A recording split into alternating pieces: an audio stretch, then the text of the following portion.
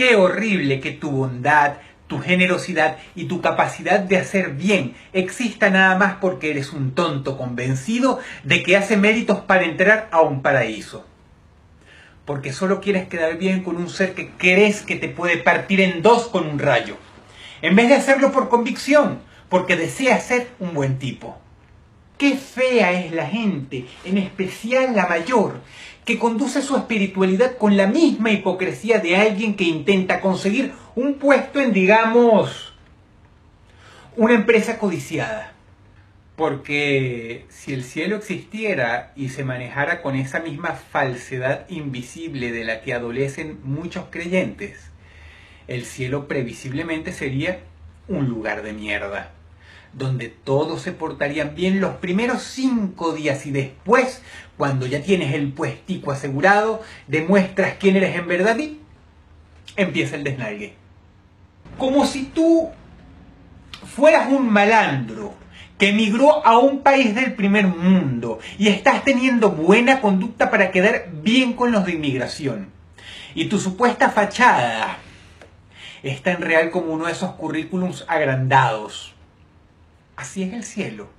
Insisto, qué miserable y trágico me resulta un creyente que sigue ciertas reglas de humanismo, bondad y bien porque espera algo a cambio, no porque le nace ser así, sino porque espera una recompensa. Defienden la existencia de Dios. Dicen creer en Él y sin embargo lo tratan como si fuera un papá idiota que no puede ver cómo eres.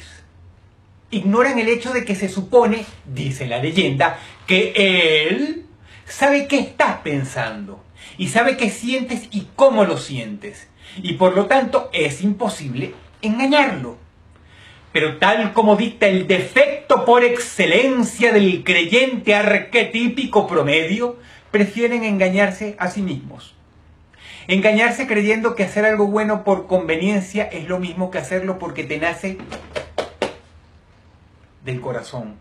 ¿Alguna vez han visto a uno de esos asquerosos maleantes persignándose antes de llevar a cabo un asalto? A veces incluso un asesinato.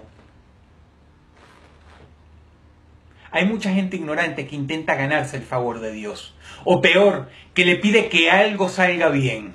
Gracias a Dios que el equipo de mi hijo ganó. Entonces, Dios estaba en contra del equipo de los otros niños.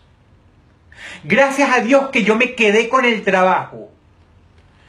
Entonces Dios quería que los demás se quedaran sin trabajo, en especial si alguno probablemente lo merecía más que tú. ¡Ay! Gracias a Dios que mi casa no se cayó después del terremoto. Quiere decir que Dios tiene preferencia por ti, no por tu vecino. Quizá el vecino sea violador de niños y por eso su casa se cayó en el terremoto, mientras que otras no. Eliges creer en la idea más estúpida y absurda en vez de en lo lógico. Como por ejemplo, algunos ganan porque jugaron mejor simple y llanamente.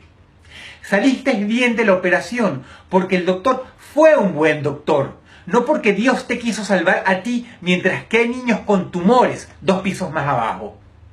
¿Por qué no escoges a un paciente de cáncer de hígado al que le diagnosticaron metástasis y te pones a rezar para que se salve, para que veas qué pasa al final? ¿Por qué no hacemos un experimento masivo? ¿Por qué no llamamos al Papa, al Ayatolá, a los rabinos y a los profetas locos que salen aullando por la radio haciendo milagros? ¿Por qué no imprimimos todas y cada una de las imágenes de todos los santos que existen y las ponemos alrededor de este enfermo de cáncer con metástasis?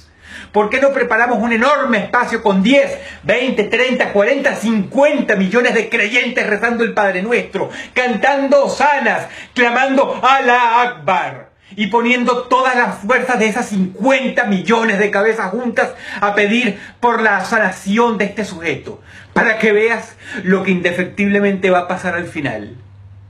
Se va a morir el tipo.